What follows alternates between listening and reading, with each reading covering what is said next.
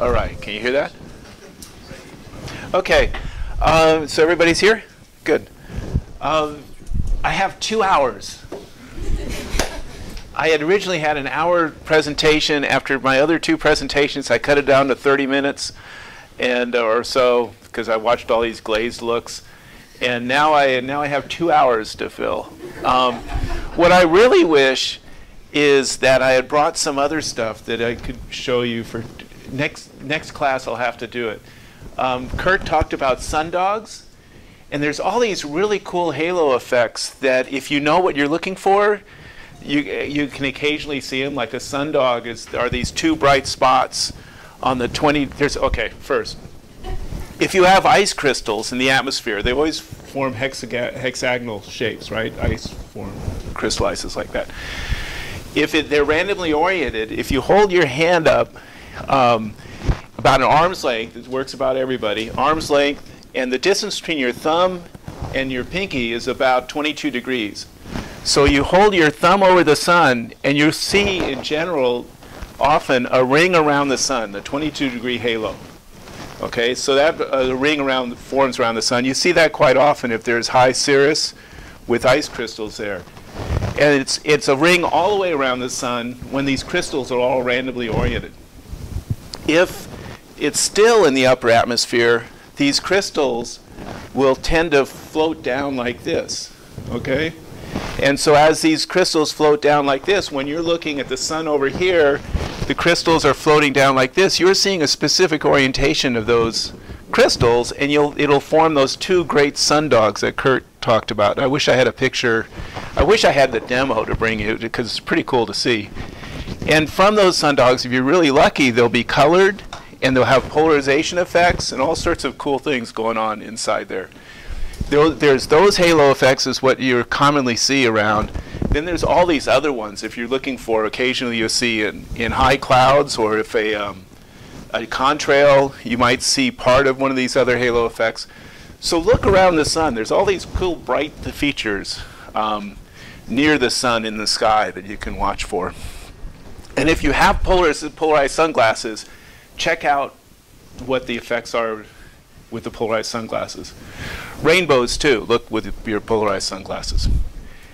But I didn't bring that demo, so we're not going to be able to talk about it too much. So I just emailed you a web link to an amazing atmospheric halo thing. If you can log on to email. We'll delay this talk for a while here. This will get us through the first 10 minutes. Okay, nobody can look at the rest of my email here. Yeah, I was at a faculty, a meeting we had with some of the people.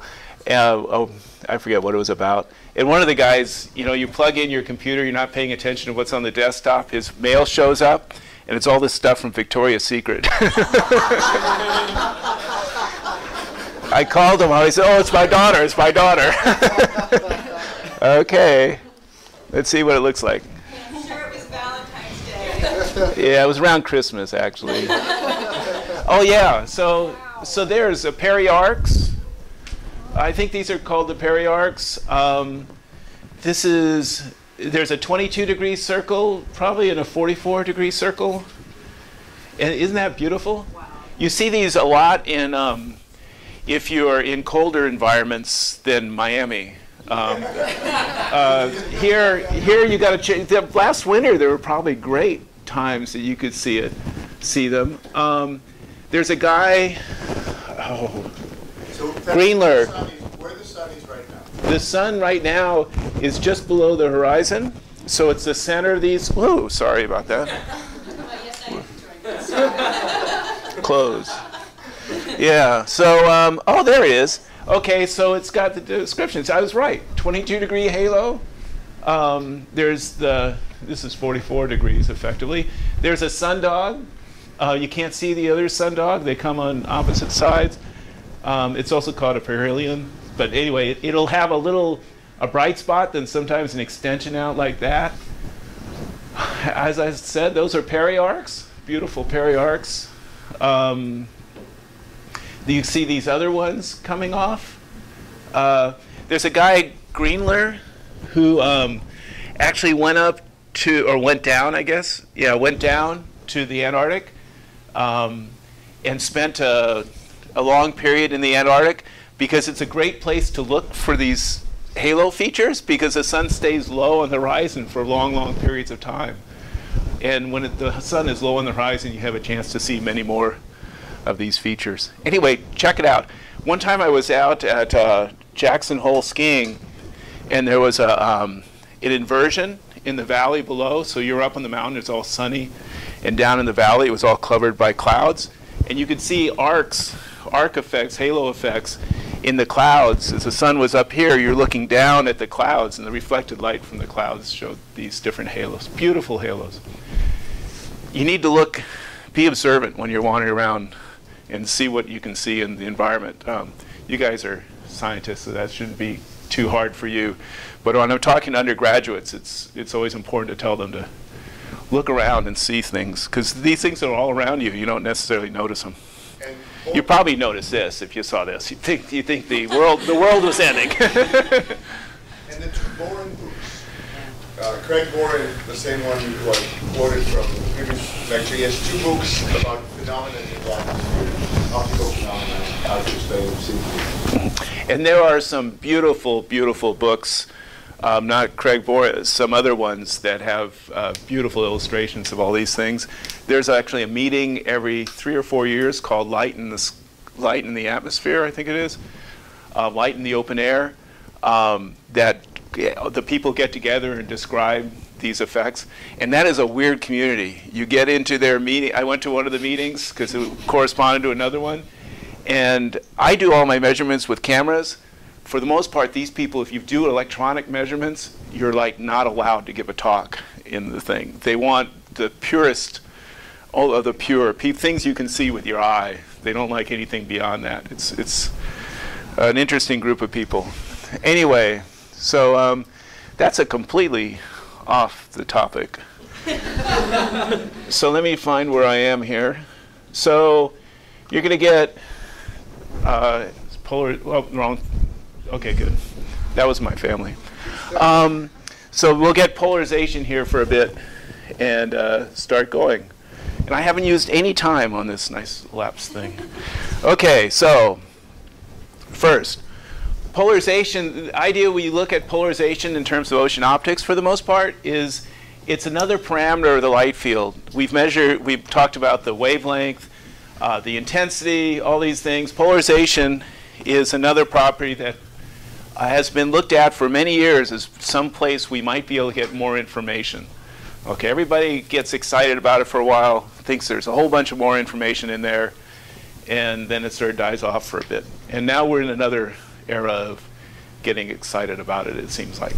So if you want to describe the light field, the simplest one is a plane wave, and it's described in terms of electromagnetism like this, where you have a electric field along, say, the L direction, electric field along the R direction. There's R, the light's propagating in Z.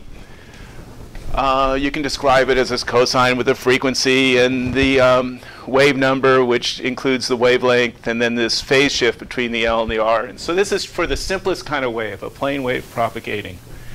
And so light is linearly polarized if it's along the L or the R direction. Is easy to say. If they're out of phase by pi over 2, there would be circular polarization. The polarization plane would be rotating around this direction as it propagated.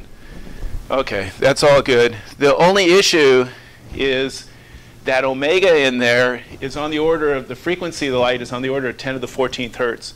So we don't really measure that very often.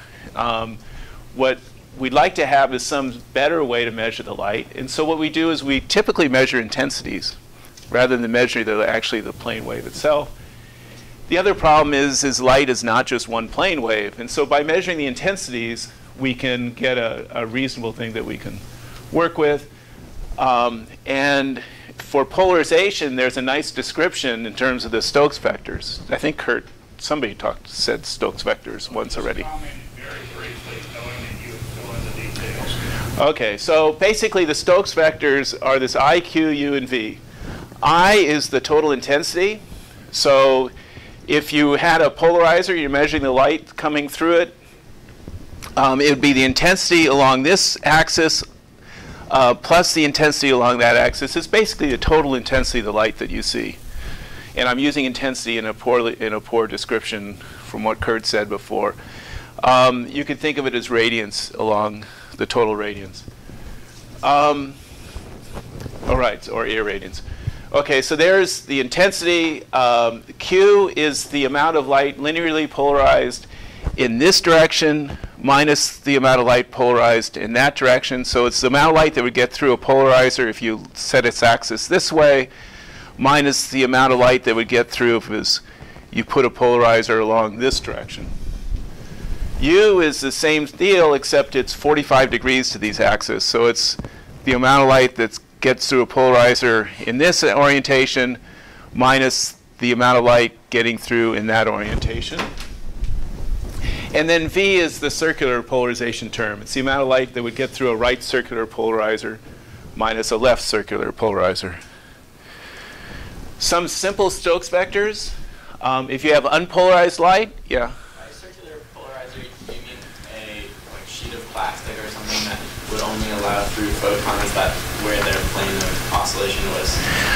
I mean a circular polarizer. Let's see. By a circular polarizer, you can make circular polarized light.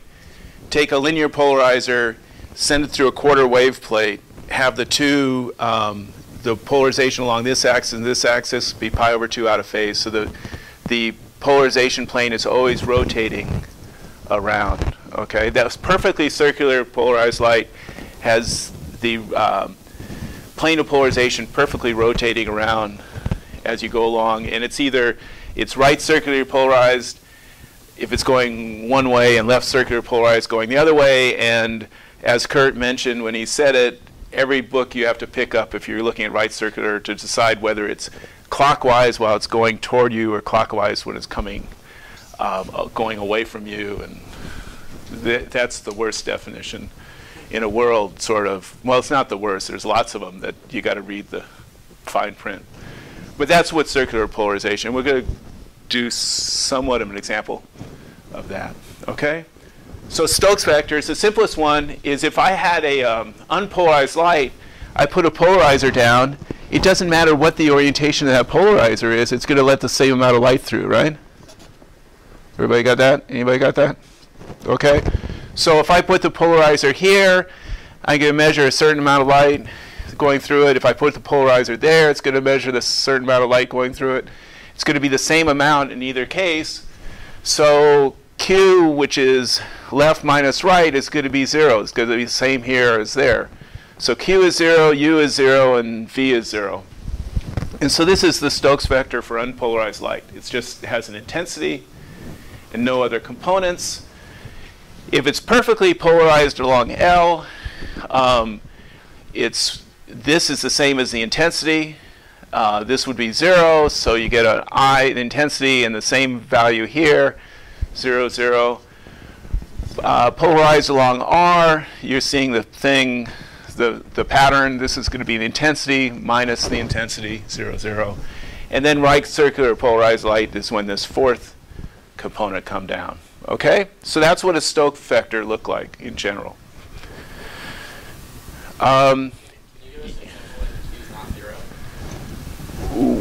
When Q is not 0. U is not 0? If you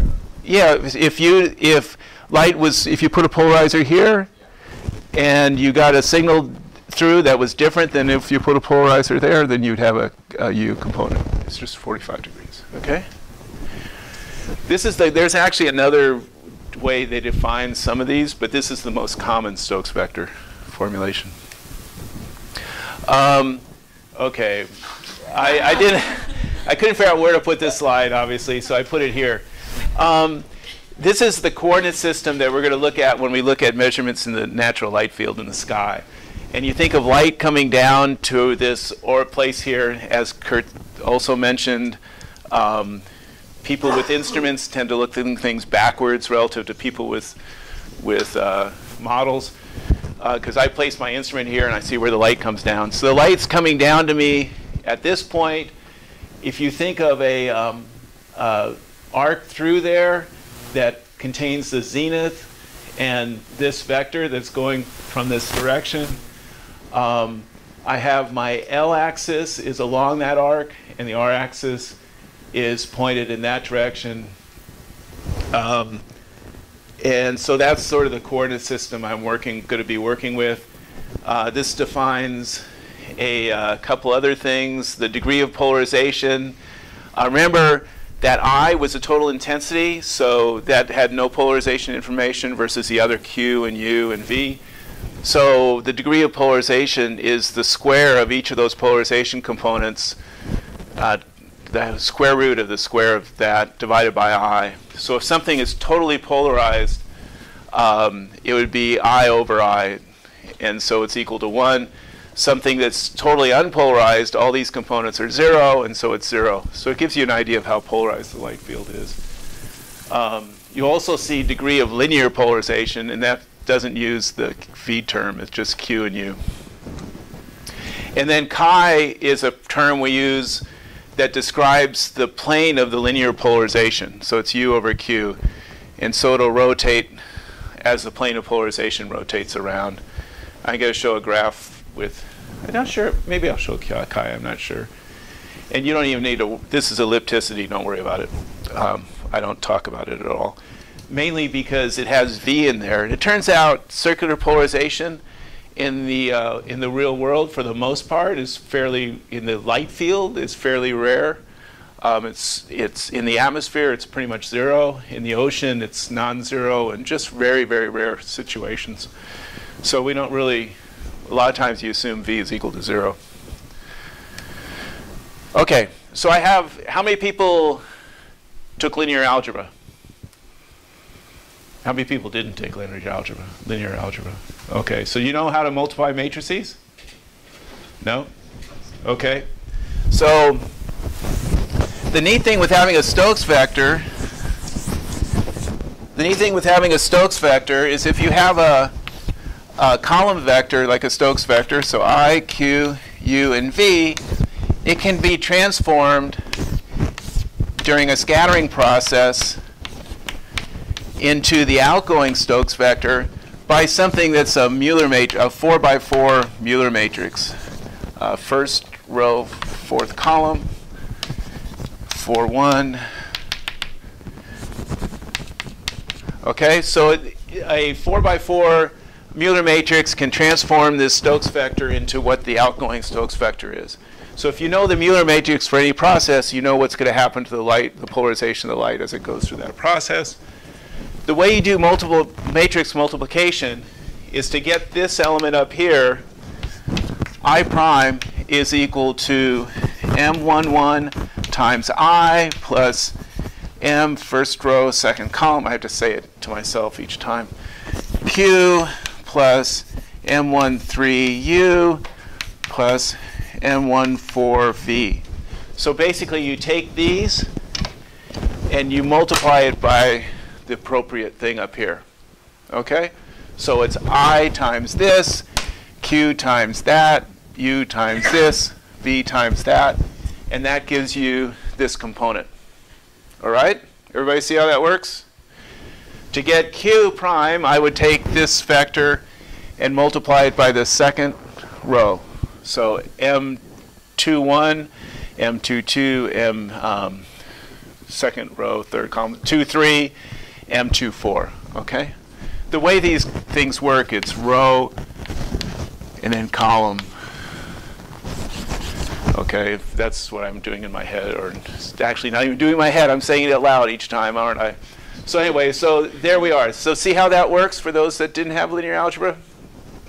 Okay. So, so that's what the Mueller matrix is. Modifies that. Some examples for a Mueller matrix. So, do you remember what happened, you had the light thing that you played with. So I stuck we stick a polarizer down on the unpolarized view graph here. Let's see. Should be able to make this go higher, right? We've lost that technology. Okay, there it goes. Okay, so everybody can see that then. So remember when we had that light lab that we were playing with the light, and you have one polarizer, you look with an unpolarized source. When I look here, no matter how I rotate the polarizer, it lets the same amount of light through, right? So if you look what's going on with a linear polarizer, so here's the general equation for a linear polarizer where the angle theta is between some reference angle and the angle of acceptance of the polarizer. So let's take a polarizer where I put theta equal to 0. This is what the Mueller matrix looks like. The half is counting for, it's going to block half of unpolarized light going through. I go along here, and I end up with, if I had some Q to start with, then when I get finished doing this matrix multiplication, remember it's I times 1, Q times 1, second row, I times 1, Q times 1. When I get done, I get I plus Q, 0, 0. Or I can simplify it into I plus Q divided by 2. And this thing we saw before was a Stokes vector for linearly polarized light. All right? So if the light's unpolarized to start with, I end up with half the intensity. Q is equal to 0, so I end up with half the intensity. Okay, so that's what you see there. It's darker than it's outside. So now I take another polarizer, and I can rotate it so that basically they're crossed polarizers. It's all dark in the middle. What that is taking this polarizer I had before and multiplying it, having another matrix. And when you add optical elements, you add them from on this side. So I have my original Q, or original Stokes vector. It gets modified by the first polarizer. We saw it was linearly polarized. Now I put it into another polarizer that's at 90 degrees to that. Theta is equal to 90. What you'll see happening is that the matrix elements are 1, -1, -1, 1. So this is the result of multiplying this part out. Okay, we saw that. That was the last slide. Now I multiply it by this new Mueller matrix. And what we see is that it's I times this, I times that. So it's 0. I minus I is 0. Minus I is 0. So we get a Stokes vector that's 1/4 of 0, okay, which is dark. So that's, everybody knows. You cross polarizers, you get nothing through. But that's how it works with the Mueller matrix things, okay? Now, we did this in the class too. Or as many of you, everybody did, I think. So I take another polarizer, and I stick it in between there. What's going to happen now?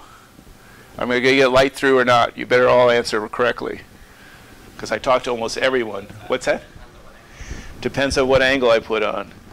So I put the polarizer in between. Oops, not in between there. Now it is. As I rotate it, you should see it's not real bright, is it?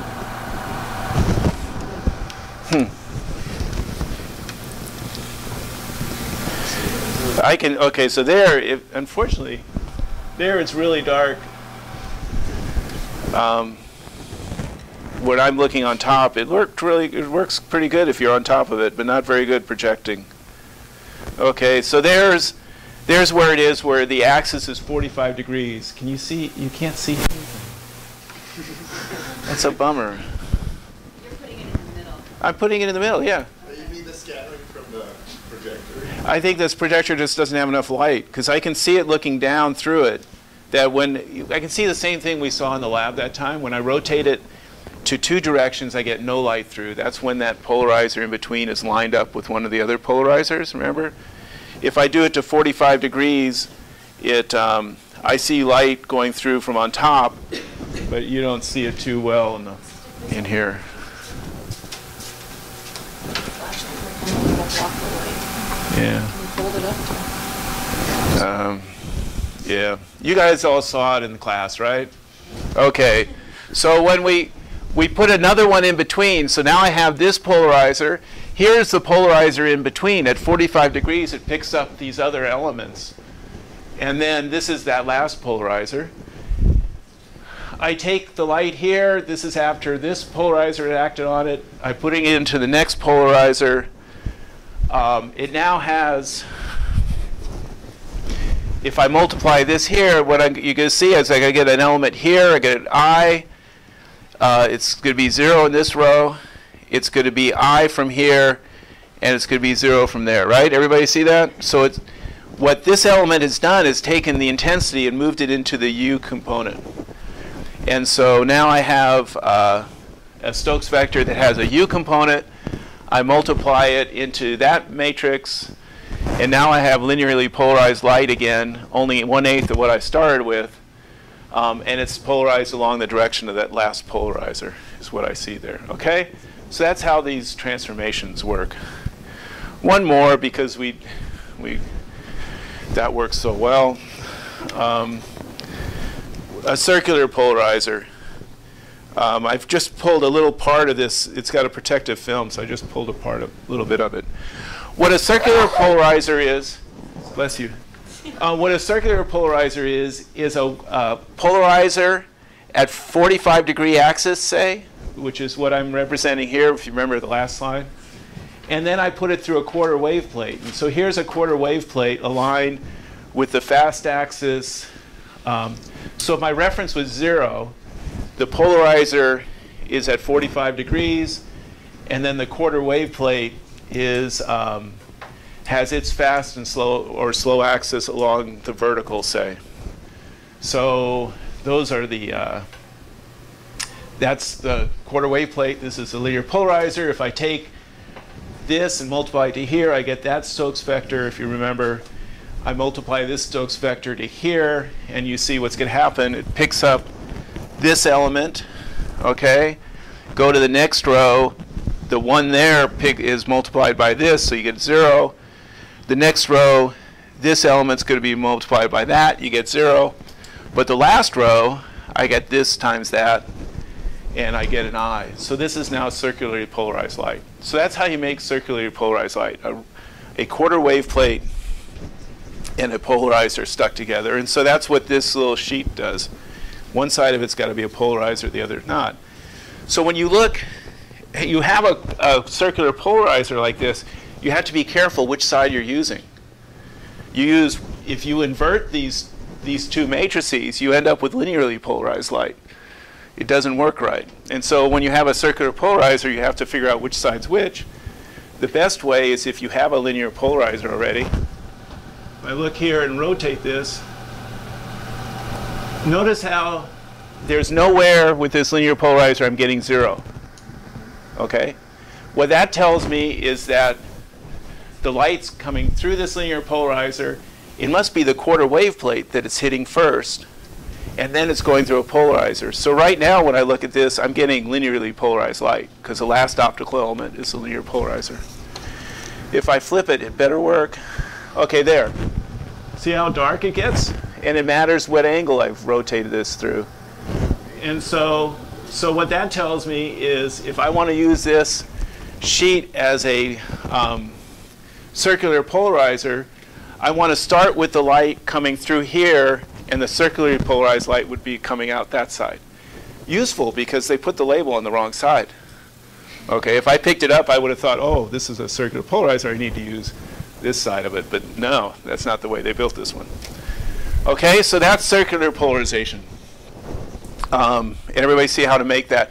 The weird thing with circular polarization is a quarter wave plate depends on, what they do is change the index refraction.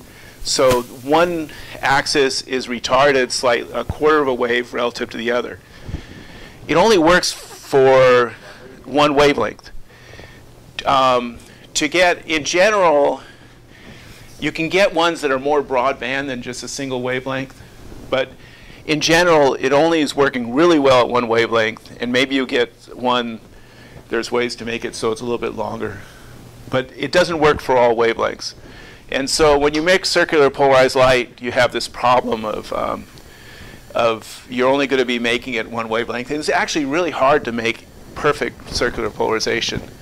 We're trying to do it to calibrate an instrument, and making a big field of circular polarized light is almost impossible, of perfectly polarized light. Okay, so everybody understands Stokes vectors. You see how Mueller matrices work. So now we're going to go to how to measure this stuff. Stokes vectors, you have 4 components.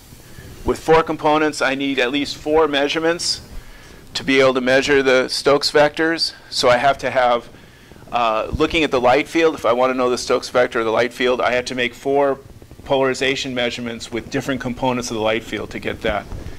The Mueller matrix now, if I want to understand or measure the Mueller matrix of some scattering element or an optical element, I need 16. There's 16 elements. I need 16 different combinations of polarization input, and looking at 16 different, well, I have to permute through 4 polarization states coming in and the 4 output polarization states to get the measurement.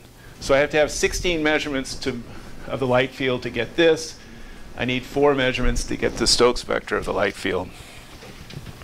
And this M11 element up here, if you look, is I times M11, which gives you I prime. If you don't have any other polarization information, that's the phase function or the volume scattering function that Kurt's been talking about, we've been talking about. In general, most people, and I hate it when people don't, most people do a Mueller matrix that's basically normalized by this M11 element, because it really brings out the polarization components of what's going on. So they normalize by that. Okay. Instruments to measure Stokes vectors. They're basically, you're measuring the Stokes vector of the light field. It's basically a radiance instrument, like I showed you the other day. Except you have polarization. Somehow you have to get 4 polarization states into it if you're going to measure the complete light field. So there's 2 types. There's either you're looking in a single direction at a time, like having 4 Gershon tubes lined up, or taking a Gershon tube and moving a polarizer in front, several polarizers in front of it. So that gives you, by combining those measurements, you can get the Stokes vector. Or if you can take 3 measurements with some sort of an imaging device, you can also, with different polarizers, you can get it. One example of the latter is a fisheye system where you have in a neutral density wheel, say, or polarizers. If you put polarizers in here, as you rotate different polarizers in, you can get a combination of images of the whole hemisphere of light, the light field, and get what the Stokes vectors was for the whole radiance half radiance distribution. Here's a picture of one on a boom off of Flip, which is a ship and skate. So I've got time, so I can digress all the time. So anybody? Oh, yeah. Okay, you'd have to send it to the link to me. I don't have it on here. So Flip. Anybody not? Well, most of you probably not heard of Flip. Flip is the coolest ship, sort of.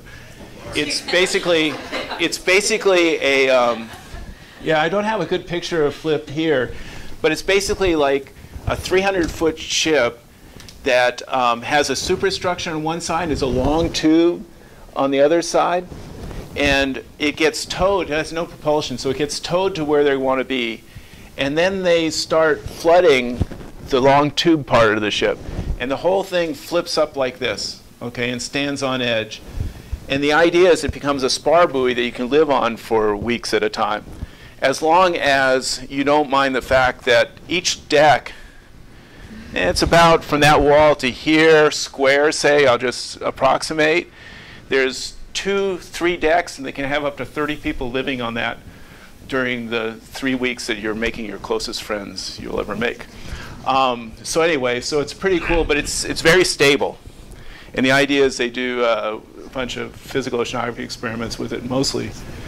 But we had an optical experiment going off of it.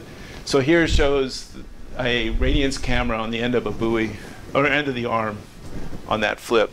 It's when they go to flip, they make you get out on deck, which is a smart thing, and you have to wear your life jacket because all the controls that are doing this stuff is from World War II vintage submarines. And they're never sure if they're really going to get it right when that's what they tell you. And so you're out on deck, and you're standing on the deck, and as this thing comes up, you're having to find other places to stand as it goes up. The galley is on swivels. There's two heads. There's one on the wall and one on the floor. And when it flips, you use the other one. It's pretty cool experience. It's really a good experience for a day. Which is what I did. My technician and my graduate students spent 3 weeks on it. That's not quite so much fun. Here's the example of the other kind of radiometer, Gershon tube, where they've taken 4 Sat-Atlantic hyperspectral radiometers, and they all have different polarizers. And this device has motors and stuff. It rotates around in different directions and it tries to sweep through and measure the radiance distribution that way. The good thing so my personal view, the good thing with this is that it's hyperspectral, so you get a whole bunch of spectral information at the same time. Versus in the imaging systems, I only have 2 dimensions on my camera, so I get spatial information at certain wavelengths. These guys get really good spectral information, and the spectral information on the radiance on the Stokes vectors, but in a single direction at a time, and it takes a while for them to rotate into different directions. So every instrument has pluses and minuses. In the sky, I can get away with one camera and having polarizers go in and out because the sky changes fairly slowly, especially clear sky without a cloud in there. In the ocean, it doesn't work as well. You need the simultaneous measurements. So I have this system called Polarized that had 3 of those NuRad systems I showed you the other day, each with a different polarizer in there. I get away with 3 because I assume that there's no circular polarization, which is pretty good assumption. Or this system where I have that had 3 cameras and 3 fisheyes. This has 4 fisheye camera lenses. Each of them comes back with this collimated fiber optic like they do with endoscopes for colonoscopy and things like that. Anyway, so they have these, each of them, this is the back end of each of those fisheye lenses. It comes in and gets into one super array that gets imaged on a camera. So in one image, I get this does have circular polarization, so I get 4 components. Okay? The incoming out. No, so this is just to measure the Stokes vector of the light field, not the Mueller matrix. So all the things I've shown you so far are to measure the Stokes vectors. You jumped ahead. There's the slide for Mueller matrix. For the Mueller matrix, you'd have some sample, laser coming. This exists sample. You need 16 measurements somehow. Either you rotate polarizers in and out of here and rotate polarizers in and out of the detection side, do this 16 combinations and get the Mueller matrix. That takes a fair amount of time, but that's pretty much how 99% of the people do it. The other way you could do it, or it has been done, is to take a laser, you put it through modulators that change the polarization state at high frequency and look at the light that's been scattered at high frequency with these different polarization components. And so that's, but basically what you're doing is the same thing. 4 different components of polarization in and measuring for each of those the 4 components of polarization out. What's that? Yeah, so in general you want to do all those combinations of 16 elements at each position. And so it's a fairly time-consuming process. You want a little history for a second? This became really in like late 70s. If you looked at the Russian literature, this guy Kediashevich was making measurements of the Mueller matrix, and by doing the multiple polarization components throughout, and finding very, very interesting Mueller matrices, all sorts of weird things going on in there. George Beardsley at Oregon State, who was Ron Santefeld's advisor, he did the same sort of measurements with multiple polarizers, saw a little less information, but still enough that it was worth going to. So it's pretty embarrassing, but my PhD dissertation was measuring these Mueller matrices because we got involved with the Navy wanted to know if there was really all this information in there. So my PhD this is from my dissertation. In the old days, you had to do this with Leroy pens. Anyway, so we made this measurement. So we could do the whole thing in 2 minutes, all the angles, and most people were taking 2 hours. So I'll show you some data from that later. So if you look at a Mueller matrix now for Rayleigh scattering, it looks like this, where each of these little boxes is a Mueller matrix element, and each graph describes the scattering from 0 to 180 degrees. And so you have the 1, 1 element, which I'm normalizing everything to, so that's 1. The 2, 2 element you can't see, but for Rayleigh scattering, the 2, 2 element is exactly 1. I have the 3, 3 element, 4, 4, 1, 2, and 2, 1. So let's look for a second at different components here just to get some practice. At 0, this is 1, this is 0, this is 1, that's 1, this is 0, and that's 1. So if we look at, and all these other elements, off-diagonal elements are 0. So at 0 degree scattering from Rayleigh scattering, you get something that looks like this. For linear algebra freaks, do you remember what that is? That's the identity matrix. That just means that whatever the incoming Stokes vector is, when I multiply it times this, I'm going to get the same vector at the outgoing. Okay, so straight Rayleigh scattering for small angles doesn't change the polarization at all. If I look at 90 degrees, 90 degrees, this is -1, -1. This is 0, that's still 1, that's still 1. So if I look at 90 degrees, I get something that looks like this. Remember that? Have you seen that within the last 10 minutes, 20 minutes?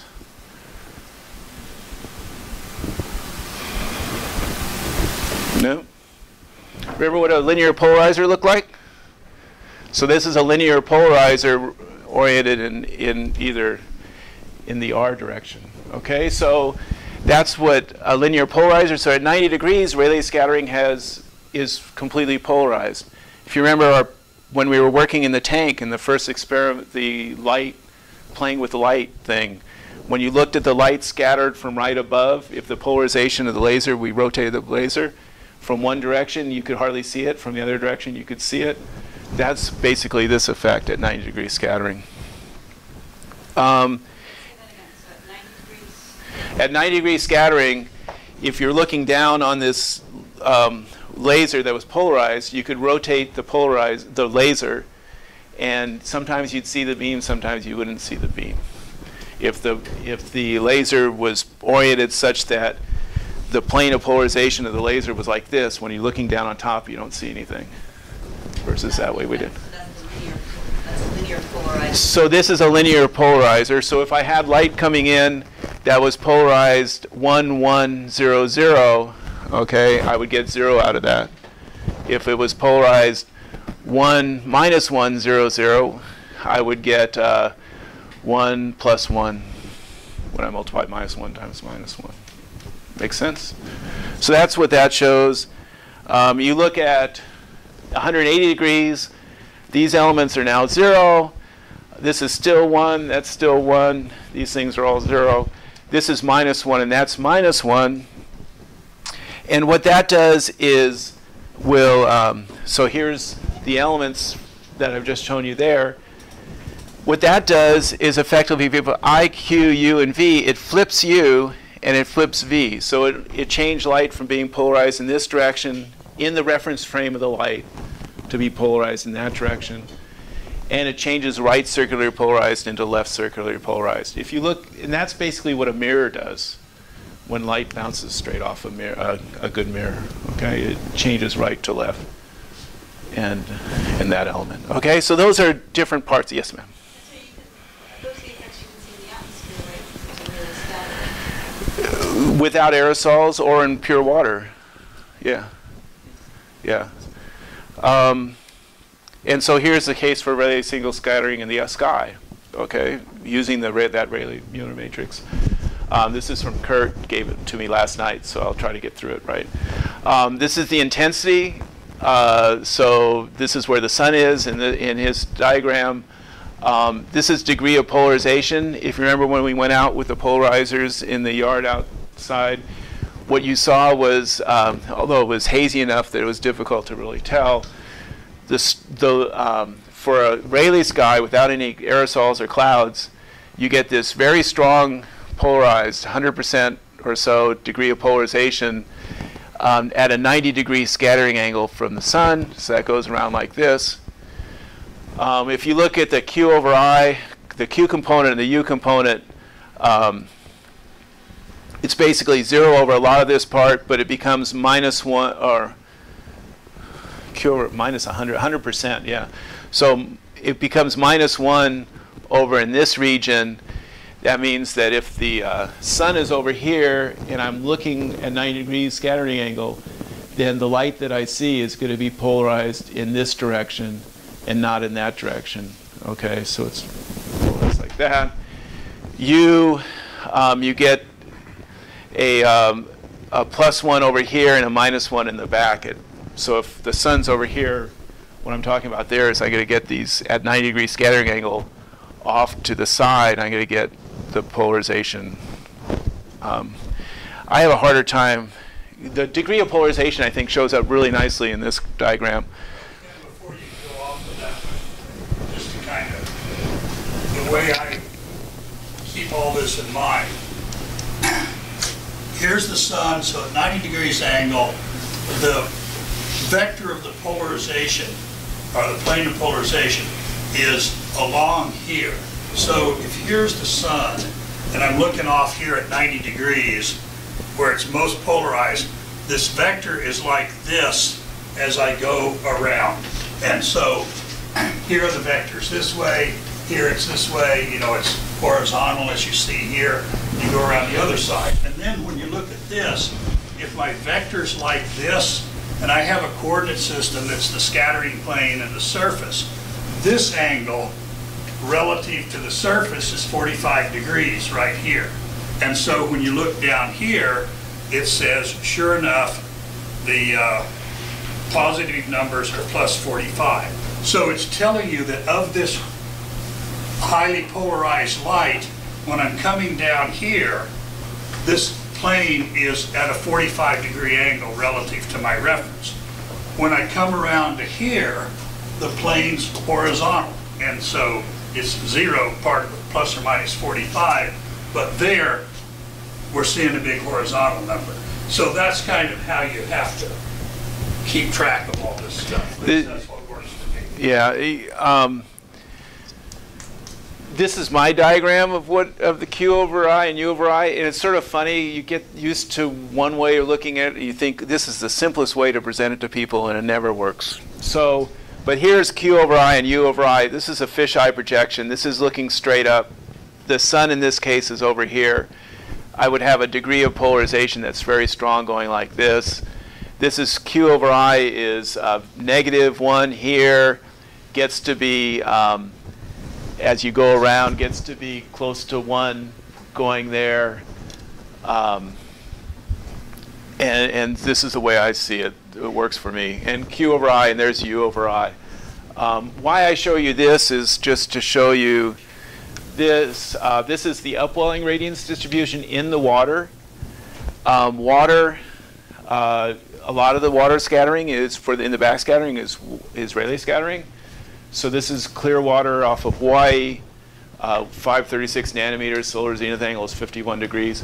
If you look, this Q over I looks a lot like what I just showed you for the clear Rayleigh scattering atmosphere, and this U of I looks like what you'd see for the clear Rayleigh scattering atmosphere. So in clear water, it really has a lot of features that are a lot like Rayleigh scattering.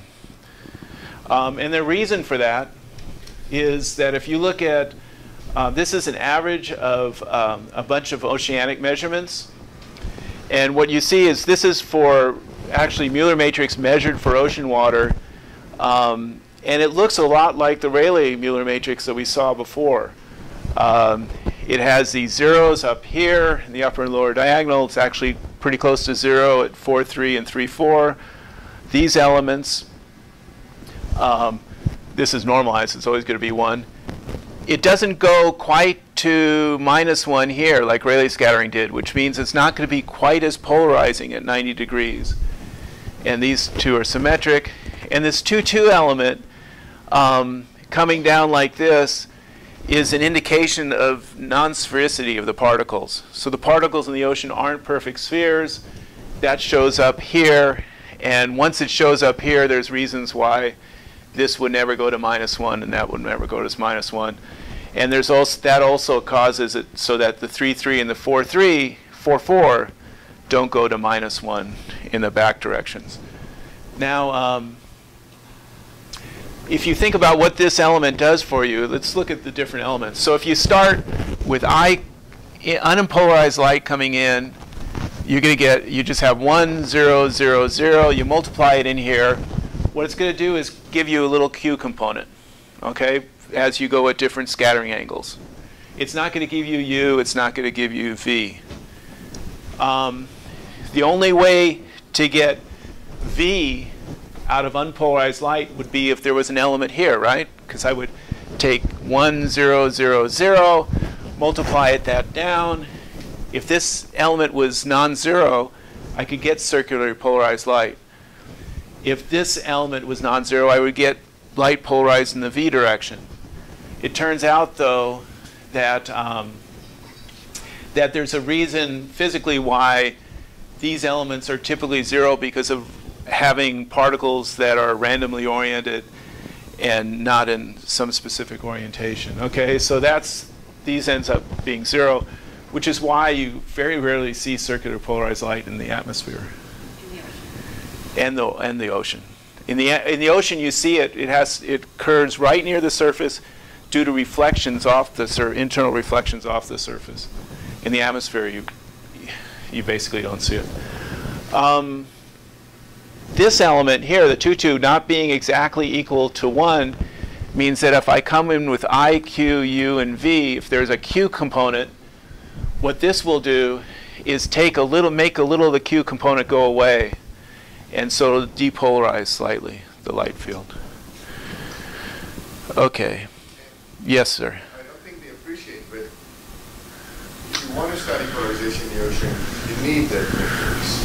And we have maybe a few of those. And by having nothing else, we use those to calculation, use those to do the whole ocean.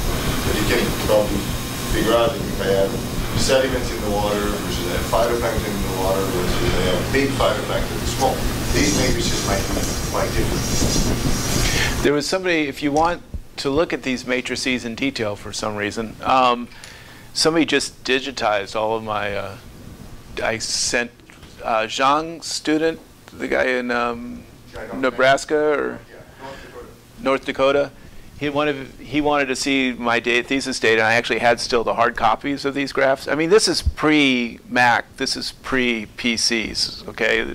So, but I had a hard copy of a lot of the data, and so I sent it off to him, and one of his students sat and digitized the whole thing. So I've got the digital files of all these. I haven't looked at them, but. And these are in one wavelength? These are all in blue, in one wavelength. I think they were. 490. No, see, some of them started with helium-cadmium lasers, so it was 440, but then later on we went to an argon laser, it was 488, or around there. So it's equivalent to when Kirk's talking about the volume scattering function, and Maxwell comes with the volume scattering function, and everybody uses that one measurement for the ocean. It's a similar issue here, that's the point Emmanuel's trying to make. I mean, there's measurements to be made. There's measurements to be made. There's measurements to be made. So But please, if you go to do it a smart way. Don't do it with combinations of polarizers. I hate when I see people doing that. It's like going backwards. One of the reasons there's no polarized hydrolite other than half that's beyond description is that even if I had it today, you don't have the Mueller Matrix put into it to describe scattering. You can't even measure the 1-1 element, which is the volume scattering function. There's only like 3 instruments in the world that can do that. And Kim's like the only guy in the world that can actually measure a Mueller Matrix. So there are no biooptical models for Mueller matrices or anything. There's almost no data. You're looking at the world's data set right here. So that's one reason that even if we had the polarized hydrolite, you would just be guessing blindly on the inputs to run it. Now the other argument is if I had it, it would prompt the instrument people to go start making these measurements. Yeah. So one of the reasons why we are getting is that there's a good chance that when phase flies, yeah.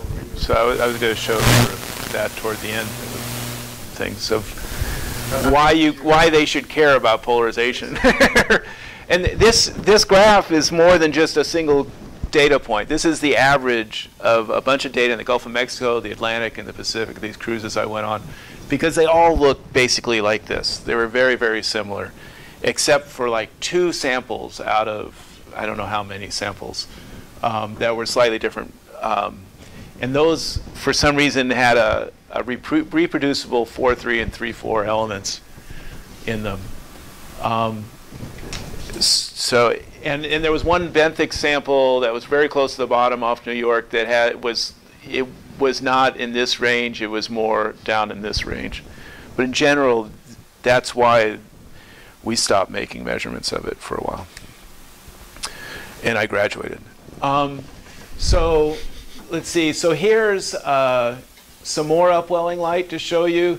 The degree of polarization is strongest in the water at 90-degree scattering angle from the sun. This is upwelling light, so the center is looking straight down. The edge is toward the horizon. The anti-solar point would be over here. So the sun's coming in, the refracted anti-solar point would be the light back is that direction. That's here. So 90-degree scattering causes a fair amount of polarization, 60, 80%. Depends on the wavelength to a certain extent.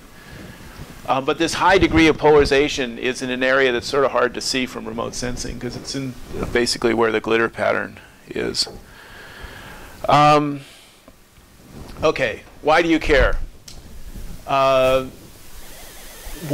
polarized light, one thing that always keeps coming up, it's sort of funny how it cycles, is that scattered light, using scattered light allows you to separate, using polarized light to illuminate a scene and looking at the polarized return allows you to discriminate between the scattered light and the return from the target.